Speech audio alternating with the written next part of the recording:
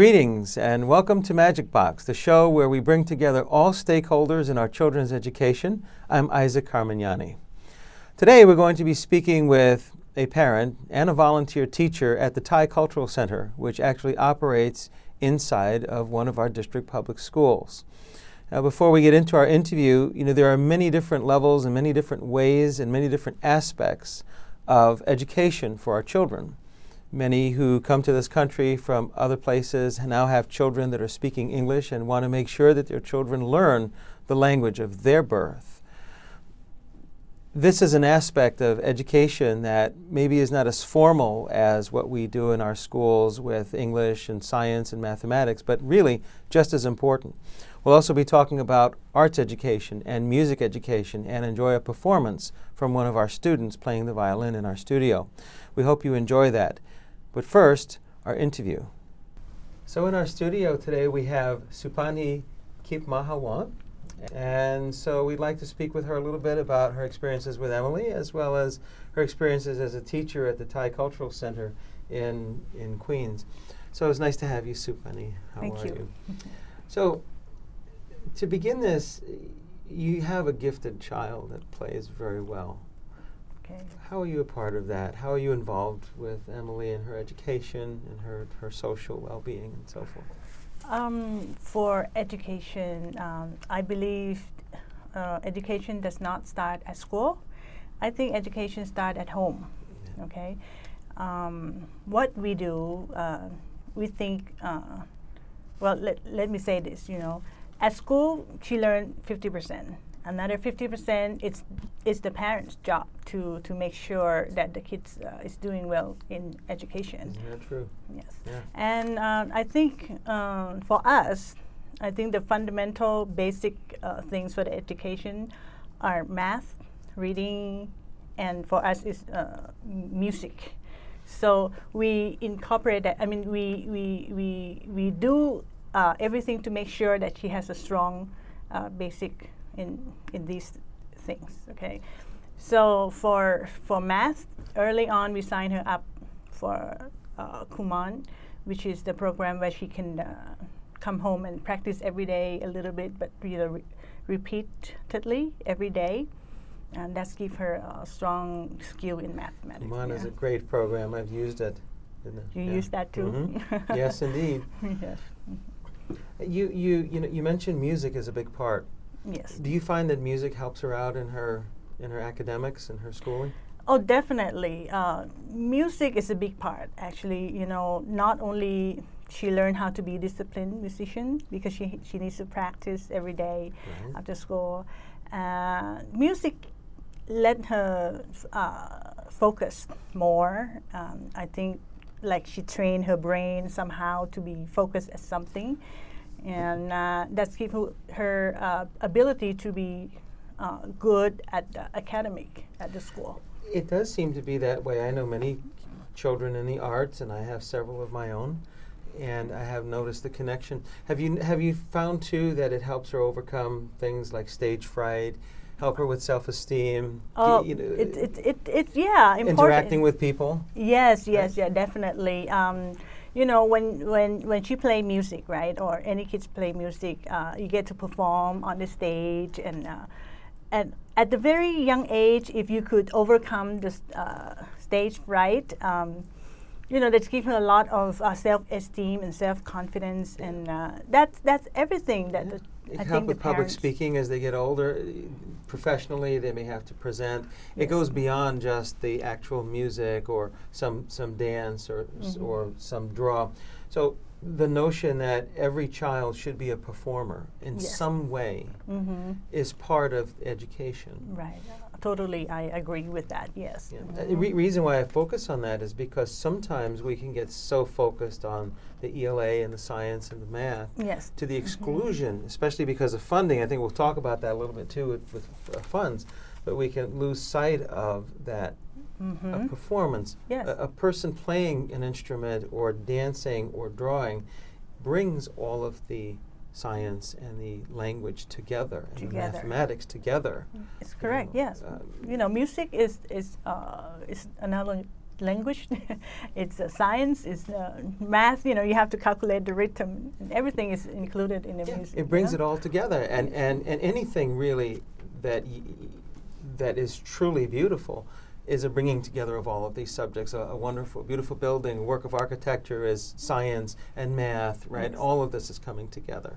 And so we don't want to lose sight of the big picture, losing the forest for the trees because of the subjects that we want them to excel in. I think that's really, really important. Now, of course, being able to do all of this requires time, and there's only so much time in a day. How do you balance that? How do you fit all of this into a busy schedule? Well, everyone is busy. You know, every parents, I'm sure they are busy, but what you have to ask the first question is, what is the most important things to you? Right? Prioritize. Yes, prioritize. And yeah, you have the answer. It's my daughter is the most important thing, so we work around, so, you know, we fit everything in her schedule. So, and I'm lucky, you know, my husband also help out, so we kind of divide, you Just know. a partnership? We use a partner team, something like that, yes. Yeah, that's so true. And now you volunteer at the Thai Cultural Center, teaching Thai? Teaching Thai to little kids in kindergarten level, yeah, for the kids that were born with the Thai parents that live in United States. So the second generation, the expatriate community. Yes, Okay. yes, and they wanna. The parents didn't want the child to forget, you know, our own language. I agree so much, because myself, being a child of two different cultures, and not speaking the languages as well that I come from, is a little bit of a handicap that I want to overcome. and so you're doing a wonderful thing. But now, just a little bit about you. You mentioned the Thai Cultural Center. If people are interested, want to visit or participate in any events, how can they reach you or the center? School is located at PS40.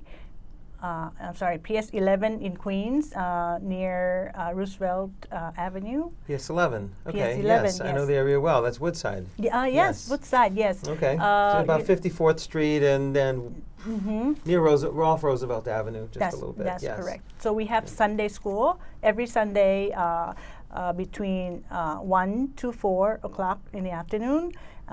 If you are interested in doing something like Thai dance, classical dance, we start a little bit earlier at noon. So at noon to 1 we have, you know, other than Thai language, we have, you know, learn Thai culture and Thai music. So that's wonderful. So you're doing a lot of this work inside of one of our public district schools. Yes.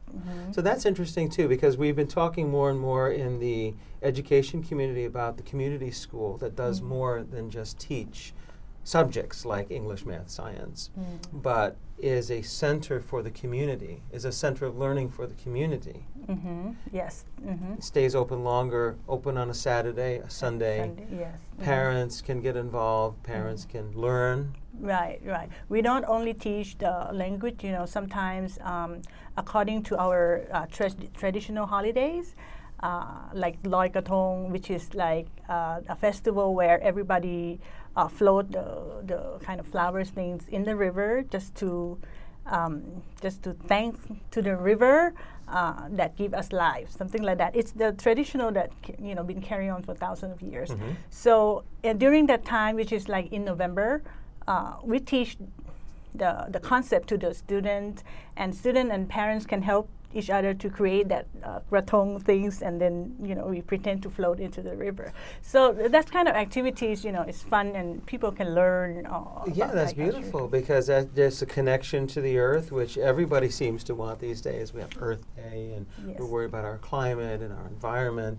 I guess you'd have to trek down to the East River a little bit to actually find a river, right? Or Newtown Creek if you go south a little bit there. But for people who want to follow Emily's musical journey, I think she mentioned that she has a YouTube channel. Oh yes, she did. She has a YouTube channel. It's just Emily Violin, Emilee, and violin. So 2 E's on the Emily. Okay. Yes, 2 E on the Emily's. Yes. Emily Violin, and that's on YouTube. That's wonderful. Well, is there anything you wanted to add about her violin and her performance or anything at all that you have in mind that you want to say? I think I just want to say about her violin. Emily has a good skill in violin. Honestly, I don't think she has. She may or may not have passion to play violin. I don't know that. But as a parent, I think our job is to inspire her, keep motivated her, and so she until she become at some point self-motivated.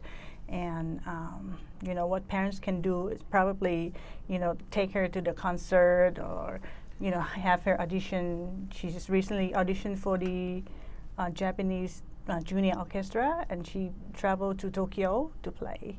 And she traveled to Vienna and Czech Republic to play in orchestra. Did you go with her? Yes, in Japan, but not in Vienna.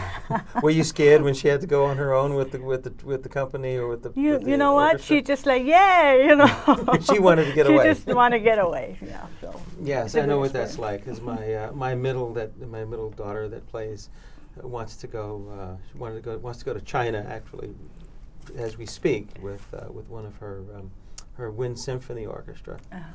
Were you afraid? Yeah. I'll let them go. Though I've traveled with my other daughter together to Europe. Okay. on field trips. Do you find you have to push her to practice, or is she a self-starter? You know what? I think you'll be lucky if she's a self-starter. When she was younger, we need to, I'll say, nurture her. We try to nurture her to practice, and sometimes a little bit of tiger mom. Yeah, you have to practice, But sometimes harsh, sometimes you soft. Try to balance. Yeah. Until she get self-motivated. Different kids do different things. Because my oldest that dances, there was a point when she was about 8 where we had her in ballet, and she decided that she wanted out of ballet. She didn't want any structured activities. I pushed her into piano because she didn't want the ballet. But the interesting part of the story is she told me that she knew everything there was to know about ballet. She had it for a year. She didn't need it anymore. She knew everything about it. Okay. Please take me out. I thought it was so hilarious because I have, this little tiny creature telling me this.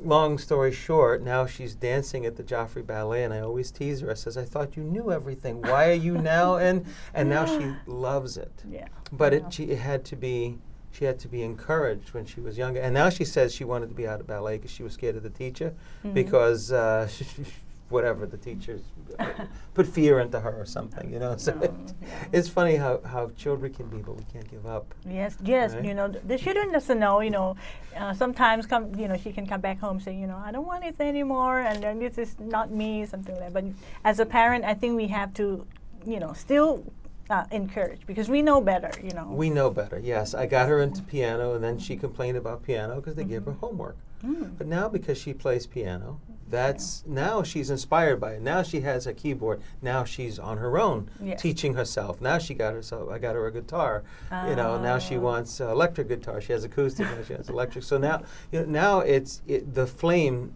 is self-continuing. Yes. But when she was 5 and 6, that's the crucial time. I think when she was 5, 6, 7. Most kids didn't want to practice. Most kids wants to go out and play with other kids, right? So this is real important. I think this is why we're talking back about a more serious topic of that funding. Why it is very difficult to get funding for the arts in our schools. We're very grateful in the school system to have organizations like yours that volunteer and bring some of these services in. Yes. But this is also why it's so important, because these are also the children who will benefit our economy by going to performances, by either performing or going to performances or both. Yes. So even if you look at it economically, it makes sense to do this as well, in addition to the core subjects. Well, Supani, it's nice to have you, and I look forward to following Emily on YouTube and maybe even on this program. Okay. So it's nice having you. Thank you very much. Hope to have you again. Thank you. Okay.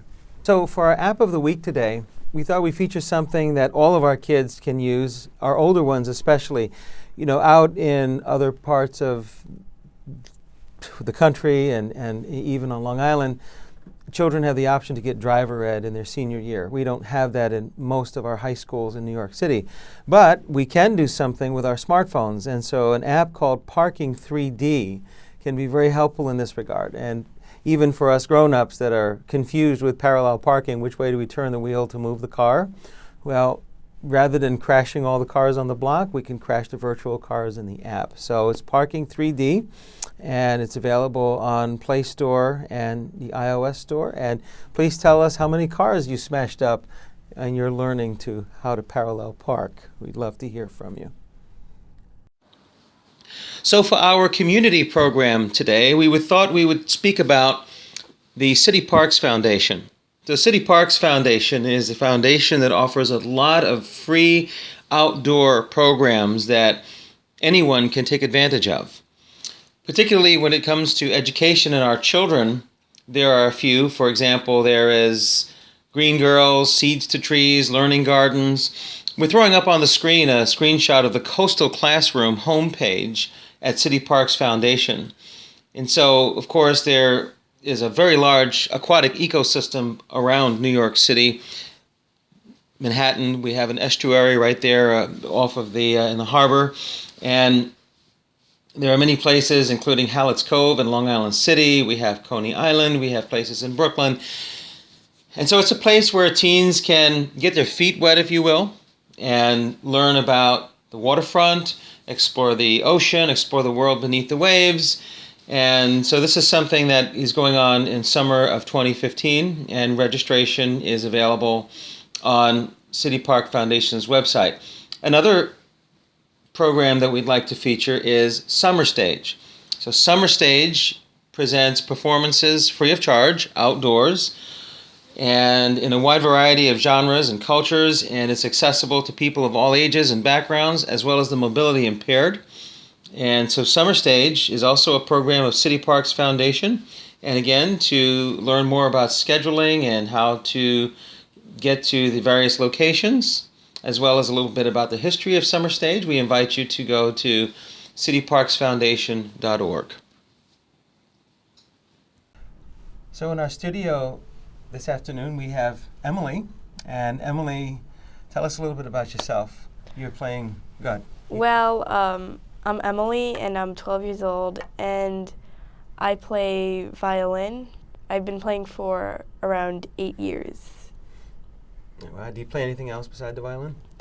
I do a little vocals, and sometimes I play piano here and there, but not a lot. Really nice, nice.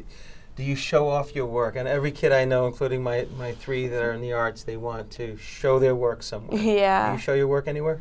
I do. I do performances at my music school, and yeah, sometimes at home. Do you throw it up on social media? So Yeah. people follow you? Yeah, I have a YouTube account actually, with over 5,000 subscribers. 5,000? Yeah. My, I barely have 1,000 for stuff I've done. My goodness, that's awesome. Yeah. What are you playing for us today? I'm playing a song by Beethoven called Two Romances. That's wonderful. Well, you're our first performance in this manner, solo performance, so we're looking forward to it. Thank you.